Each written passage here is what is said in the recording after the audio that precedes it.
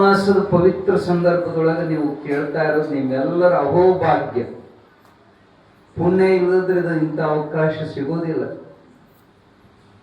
ಯಾಕಂದ್ರೆ ಮಹಾತ್ಮರ ಚರಿತ್ರೆ ಕೇವಲ ಕಥೆ ಅಲ್ಲ, ಅದನ್ನು ಕೇಳೋದ್ರಿಂದ, ಬರೀ ಕೇಳೋದ್ರಿಂದ, ಶ್ರವಣ ಮಾತ್ರದಿಂದ ಸರ್ವ ಪಾಪಗಳನ್ನ ಭಸ್ಮ ಮಾಡುವಂತ ಪ್ರತಿ ಅಧ್ಯಾಯದ ಕೊನೆಗೆ ಈ ಶಬ್ದವನ್ನು ಬಳಸ್ತಾರೆ ಶಿವದಾಸ್. ಬರೀ ಕೇಳಿದ್ರೆ ಸಾಕು, ಪಾಪಗಳು ಭಸ್ಮ ಆಗ್ತವ. ಅಷ್ಟೇ ಅಲ್ಲ, ನಿಮ್ ಸುಧಾರಣೆ ಚಲೋ ಆಗ್ತದೆ. ಯಾವಾಗ ಪಾಪ ಸುಡಕತ್ತ ಅವಾಗ ನಿಧಾನಕ್ಕೆ ಮನಸ್ಸು ತಿಳಿ ಆಗ್ತದೆ. ಎಲ್ಲ ಗದ್ದಲಕ್ಕೆ ಕಾರಣ ನಮ್ಮ ಮನಸ್ಸೇ. ಮನಸ್ಸೊಂದು ಚೆನ್ನಾಗಿತ್ತಂದ್ರೆ ಜೀವನ ಸ್ವರ್ಗ. ಮನಸ್ಸು ಹಾಳಾತಂದ್ರ ಹೊರಗೆ ಬೇಕಾದಿರುವುದು ಅದು ನರಕದ ಜೀವನ. ಆ ಮನಸ್ಥಿತಿ ಸುಧಾರಿಸಬೇಕಾದ್ರೆ ಒಂದ್ ಕಡೆಗೆ ಒಬ್ರು ಮಹಾತ್ಮರು ಹೇಳ್ತಾರೆ, ಪರಿಸ್ಥಿತಿ ಸುಧಾರಿಸಬೇಕಾದ್ರೆ ದೇವಿ ಪುರಾಣ ಓದ್ರಿ.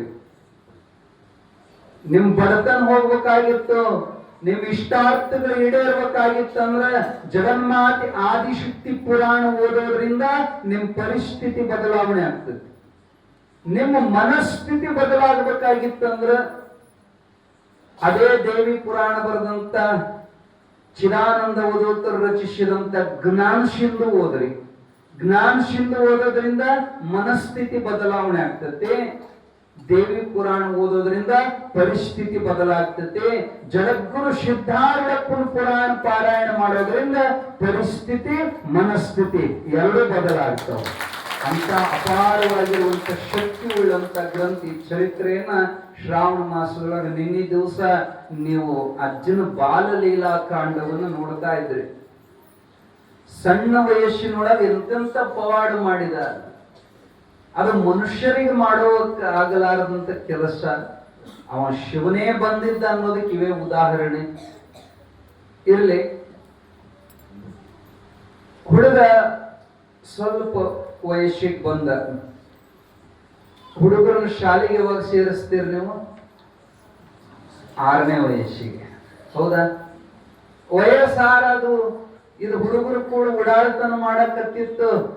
ಅಪ್ಪ ಅವ್ವ ಅಂತಾರೆ, ಏ ತಮ್ಮ, ಇನ್ನ ನೀನು ಶಾಲೆಗೆ ಹೋಗ್ಬೇಕಪ್ಪ, ಅಭ್ಯಾಸ ಮಾಡ್ಬೇಕಪ್ಪ. ಎಂತ ಅಭ್ಯಾಸ ಅಂದವ? ಅಭ್ಯಾಸ ಅಂದ್ರ ಕಲಿಬೇಕು, ಅಕ್ಷರ ಕಲಿಬೇಕು. ನಾನ್ ನಿಜವಾಗಿ ಅಕ್ಷರ ಕಲ್ತವ್ ನಾನೇ ಇದ್ದೀನಿ ಅಂದವು. ಅಕ್ಷರ ಅಂದ್ರೆ ಬಹಳ ಮಂದಿಗೆ ಅರ್ಥ ಆಗೋದಿಲ್ಲ. ಕ್ಷರ ಅಂದ್ರ ನಾಶವಾಗೋದು, ಅಕ್ಷರ ಅಂದ್ರ ನಾಶವಾಗಲಾರದನ್ನ ಯಾರು ಕಲಿತಾರ ಅವರೇ ಅಕ್ಷರ ಕಲ್ತಂಗ. ಈ ಹೊರಗಿನ ಅಕ್ಷರ ಅಲ್ಲ. ಯಾವುದು ನಾಶ ಆಗೋದಿಲ್ಲ. ಪರಮಾತ್ಮ ತತ್ವವನ್ನು ಅರ್ಥವ ನಾನೇ. ಯಾವ ಅಂತರಾತ್ಮದೊಳಗೆ ನಾನು ಸದಾವಕಾಲ ರಮಣೀಯವಾಗಿ ರಮಿಸ್ತಾ ಇದ್ದೇನೋ ಅಂತ ಶಾಲೆ ಒಳಗೆ ನಾ ಸದೋದಿತ ಆನಂದ ರೂಪವಾಗಿ ನಾ ಇದ್ದೀನಿ. ಇಂಥದ್ರೊಳಗೆ ತನ್ನ ಸ್ವರೂಪವನ್ನು ಮರೆತು ಹೊಟ್ಟೆ ಪಾಡಿನ ವಿದ್ಯೆ ಕಲಿಸುವಂತ ನಿನ್ನ ಶಾಲೆ ಹರ್ಕತ್ ನನಗಿಲ್ಲ ಅಂದ. ಎಷ್ಟು ಚಂದ ಹೇಳ್ತಾ ನೋಡು. ನಾನು ಯಾರು ಅಂತ ಸ್ವರೂಪವನ್ನು ಮರೆಸಿ ಬರೀ ದುಡ್ಡು ನೌಕರಿ ಹೊಟ್ಟಿ ತುಂಬಿಸ್ಕೊಳ್ಳುವಂತ ವಿದ್ಯೆ ಇವು. ಆವ ವಿದ್ಯೆ ಕಲಿತಾರೇನು, ಸಾವ ವಿದ್ಯೆ ಬೆನ್ನ ಬಿಡೋದು. ಆ ಸಾಯೋದನ್ನು ಗೆಲ್ಲೋದು ಕಲಿಸೋ ವಿದ್ಯೆನೇ ಆಧ್ಯಾತ್ಮ ವಿದ್ಯೆ. ಅಂತ ಶಾಲೆ ಒಳಗೆ ನಾನು ಸದೋದಿತ ಆನಂದ ರೂಪದಿಂದ ಇದೇನೆ, ನೀನು ಹೊಟ್ಟೆ ಪಾಡಿನ ವಿದ್ಯೆ ನನಗೆ ಬ್ಯಾಡ ಅಂದ ಹುಡುಗ. ಅಪ್ಪ ಅಮ್ಮ ಹಠದಿಂದ ಒತ್ತಾಯದಿಂದ ಅವನು ತಗೊಂಡು ಬರ್ತಾರೆ. ಹಂಗ ಮಾಡಬಾರದಪ್ಪ, ಅಕ್ಷರ ಜ್ಞಾನ ಬೇಕು ಅಂತ ಒತ್ತಾಯದಿಂದ ಕರ್ಕೊಂಡು ಬಂದು ಅವ್ರ ಊರಾಗ ಶಾಲೆ. ಹಿಂದಿನ ಕಾಲಕ್ಕೆ ಇಂಥ ಶಾಲೆ ಇದ್ದಿದ್ದಿಲ್ಲ, ಕಟ್ಟಡ ಇರ್ತಿದ್ದಿಲ್ಲ. ಒಂದು ದೊಡ್ಡ ಆಲದ ಗಿಡದ ಕಟ್ಟಿ ಮ್ಯಾಲ ಬಯಲು ಶಾಲೆ. ಆ ಊರಿನ ಹಿರೇಮಠದವರು, ಜಂಗಮರು, ಐನೇರು ಪಾಠಶಾಲೆ ಪಾಠ ಕಲಿಸ್ತಿದ್ರು ಹಿಂದಿನ ಕಾಲದಲ್ಲಿ. ಅವಾಗ ಈಗಿನಗತ್ತೆ ನೋಟ್ಬುಕ್ ಪೆನ್ ಇರ್ತಿದ್ದಿಲ್ಲ. ಉಸುಕ ಹರಿವಿ ಉಸುಕಿನ ಮ್ಯಾಲ ಅಕ್ಷರ ತಿದ್ದುತ್ತಿದ್ರು. ಧೂಳಾಕ್ಷರ ಅಂತ ಕರೀತಾರೆ.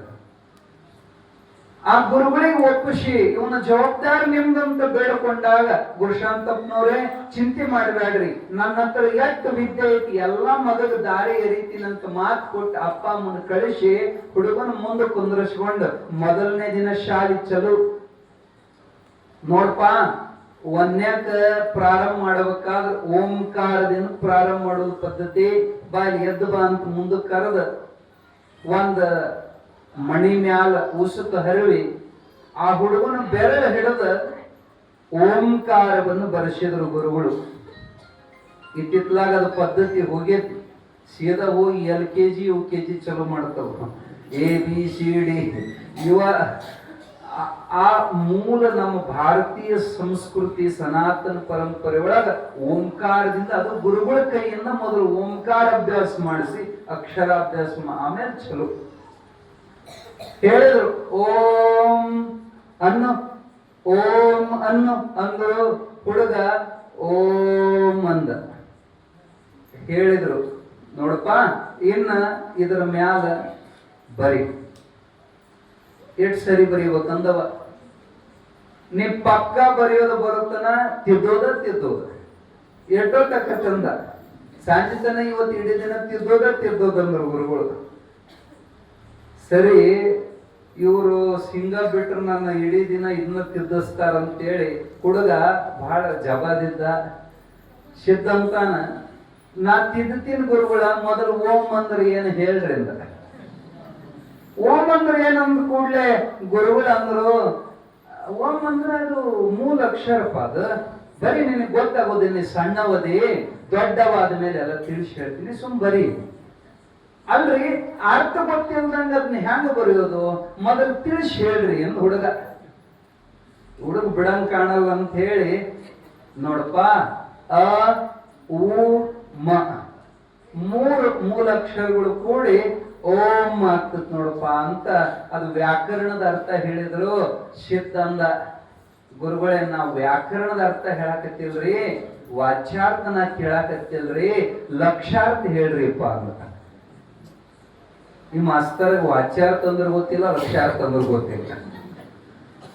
ಪಾಪ ಅವ ಶಾಲೆ ಮಾಸ್ತರ್ ರೀ, ಅಕ್ಷರ ಕಲ್ಸಾವ. ಅಧ್ಯಾತ್ಮ ವಿದ್ಯೆ ಏನು ಗೊತ್ತವಾಗ. ಅವಾಗ ಇವ್ರಿಗೆ ಅನಿಸ್ತು, ಹುಡುಗಿ ಬ್ಯಾರಿಕಿದ್ದಂಗ ಐತದು, ಸುಮ್ಮನೆ ನನ್ನ ಮೈ ಮ್ಯಾಲ ಬರ್ತದ ಸಡ್ಲು ಬಿಟ್ರ. ಒಂದ್ಸರಿ ಹೇಳಿದ್ ತಿಳಿಯೋದಿಲ್ಲ ನನಗ, ಸ್ವಲ್ಪ ನಾ ಹೇಳಿದ ದಟ್ಟ ಮಾಡ್ಬೇಕು. ಇಲ್ಲಿ ನಾನು ಮಾಸ್ತರ್, ನೀ ಮಾಸ್ತರ್. ಮೊದಲ್ ತಿದ್ದ, ನೀನ ಸಣ್ಣ ಅವಧಿ ನೀನ್ ತಿಳಿಯೋದಿಲ್ಲ, ದೊಡ್ಡವಾದ್ಮೇಲೆಲ್ಲ ಹೇಳ್ಕೊಡ್ತೀನಿ, ತಿದ್ದ ಅಂದ್ರು. ಹುಡುಗ ಕಿಸುಕನ ನಕ್ಕ, ಹೆದರ್ಸಿವ್ರಿ ಹೆದರ್ಬಾರ್ದಿದ್ ನಗಕ್ಕ. ಏನೋ ಬಡಗಿ ತಗೊಳ್ಳೇನ, ಕೈಯಾಗ ಕೋಲ್ ತಗೊಂಡ್ರು. ಯಾಕೆ ನಗತಿ? ಅವಾಗ ಸಿದ್ಧಂತಾನೆಪ್ಪ, ನಿಮಗ ಗೊತ್ತಿದ್ದರ ಗೊತ್ತೈತಂತ ಹೇಳ್ರಿ, ಗೊತ್ತಿಲ್ಲಂದ್ರ ಗೊತ್ತಿಲ್ಲ ಅಂತ ಹೇಳ್ರಿ, ನಾ ಹೇಳ್ತೀನಿ ಅದ್ರ ಅರ್ಥ ಅಂದ. ಗುರುಗಳು ಈ ಮಾತು ಕೇಳಿ ಧಕ್ಕಾದ್ರು. ಏನೋ ಓಂಕಾರದ ಲಕ್ಷ ನಿನಗೆ ಗೊತ್ತೈತಿ, ನೋಡೋಣ ಹೇಳ. ಯಾಕ ಇವ್ರಿಗೆ ಗೊತ್ತಿಲ್ಲ, ನೋಡೋಣ ಹೇಳ ಅಂತ ಜಬರ್ಸಿದ್ರ. ಹುಡುಗಂದ, ಮತ್ತೆ ನೀವು ಮ್ಯಾಲ ಕುಂತೀರಿ, ನಾನು ಕೆಳಕ್ ಕುಂತೀನಿ, ಹೇಳೋರೆಲ್ಲ ಕುಂದಿರ್ಬೇಕು. ಗುರುಗಳು ಗಾಬರಿ ಆದ್ರೆ ಇದೇನು ಗಂಟು ಇಂತ ಹುಡುಗ ಗಂಟಿದ್ದಿಲ್ಲ ಅವ್ರಿಗೆ. ನೋಡ ಆಯ್ತು, ನಿನ್ನ ಮ್ಯಾಲ ಕುಂದರ್ಸ್ತೀನಿ, ಹೇಳಲಿಲ್ಲ ನಿನ್ ಚರ್ಮನ ಸುಲಿತೀನಿ ಅಂದ್ರು ಗುರುಗಳು. ಅದು ಮುಂದೆ ಮಾತಾಡೋದು, ಮತ್ತೆ ಕೆಳಕ್ ಕುಂದ್ರು ಬರೀ ಅಂದ. ಗುರುಗಳಿಗೆ ಎತ್ತೊಂದು ಕೆಳಕ್ ಕುಂತರು. ಇವಾಗ ಕಟ್ಟಿ ಮ್ಯಾಲ ಕುಂತ ಹೇಳಲಿಕ್ಕೆ ಚಲೋ ಮಾಡಿದ. ಗುರುಗಳೇ, ಓಂಕಾರವನ್ನುವಂಥದ್ದು ಪರಬ್ರಹ್ಮವಾಚಕವಾಗಿರುವಂತ ನಾದ ಸ್ವರೂಪ. ಅದೇ ಮೂಲ ಸೃಷ್ಟಿಗೆ ಕಾರಣವಾಗಿರುವಂಥದ್ದು. ಪರಮಾತ್ಮ ಮತ್ತೆ ಮೊದಲು ಪ್ರಕಟವಾಗಿದ್ದ ನಾದ ರೂಪದಿಂದ. ಓಂಕಾರ ಬೇರೆ ಅಲ್ಲ, ಪರಮಾತ್ಮ ಬೇರೆ ಅಲ್ಲ, ಅವನ ನಾದ ರೂಪವೇ ಓಂಕಾರ ಅಂತ ಹೇಳಿ ಒಂದು ತಾಸು ಪರ್ಯಂತ ಓಂಕಾರವನ್ನು ಬಿಡಿಸಿ ಬಿಡಿಸಿ ಹೇಳಕತ್ತರ ಗುರುಗಳಿಗೆ ಮೈಯಾಗಿನ ಕೂದಲ್ ನೆಟ್ಟಗಾಲು ನಡಗಕತ್ತರ. ಗುರುಗಳು ಹೆದರ್ಕೊಂಡಲ್ಲ, ಆನಂದದಿಂದ ಉದ್ವೇಗದಿಂದ ಕಂಠ ಗದ್ಗದಿತವಾದ, ಕಣ್ಣಾಗ ನೀರು ಬರಕತ್ತು. ಅವ್ರ ಮೈಯಾಗಿನ ಕೂದಲು ನೆಟ್ಟಗಾಗಿ ಸಾಷ್ಟಾಂಗ ನಮಸ್ಕಾರ ಹಾಕಿದ್ರು ಸಿದ್ಧದ ಗುರುಗಳು. ಹೇಳ್ತಾರ, ಅಪ್ಪ ನಿನಗ ನಾ ಗುರುವಲ್ಲೋ, ನನಗ ನೀ ಗುರು. ನನಗಷ್ಟಲ್ಲ, ಈ ಜಗತ್ತು ಉದ್ಧಾರ ಮಾಡ್ಲಿಕ್ಕೆ ಬಂದು ಜಗದ್ಗುರು ನೀನದೀಪ. ನಿನಗೆಲ್ಲಿ ಶಾಲೆ ಸ್ವಾಮಿ? ನಿನಗ ಪಾಠ ಮಾಡಕ್ ನಾ ಎಷ್ಟ್ರವ? ತಪ್ಪಾಯ್ತ್ರಿ, ನಿಮಗ್ ಹೇಳ್ಕೊಡುವಷ್ಟು ವಿದ್ಯೆ ನನ್ನ ಹತ್ರ ಇಲ್ರಿ ಅಪ್ಪ, ನೀವು ಮನೆಗೆ ಹೋಗ್ಬಿಡ್ರಿ ಅಂತ. ಸಿದ್ಧ ಸಂತೋಷ, ಮತ್ ನನ್ ಕೆಲಸ ಇಲ್ಲದ ಮೇಲೆ ಇಲ್ಲೇನ ಮಾಡ್ಲಿಲ್ಲ ನಾನಂತ ಅವತ್ತ ಮೊದಲ ಅವತ್ತ ಲಾಸ್ಟ್ ಸಿದ್ಧ ಶಾಲೆಗೆ ಹೋಗಿದ್ ಅದೇ ಕಡೆಯದ. ಎಂದೂ ಶಾಲಿ ಮುಂದು ಹಿಂದೆ ಹಾಯ್ಲಿಲ್ಲ ಸಿದ್ಧ. ಆದ್ರೆ ಎಂತ ಚಮತ್ಕಾರ ಅಂದ್ರೆ ಸಿದ್ಧಾರೂಢಪ್ಪ ಗೊತ್ತಿರಲಾರದಂತ ವಿದ್ಯೆನೇ ಜಗತ್ನಾಗಿದ್ದು. 64 ವಿದ್ಯೆಗಳೊಳಗ ಪರಿಣತರಿದ್ದರು ಜಗದ್ಗುರು ಸಿದ್ಧಾರೂಢರು.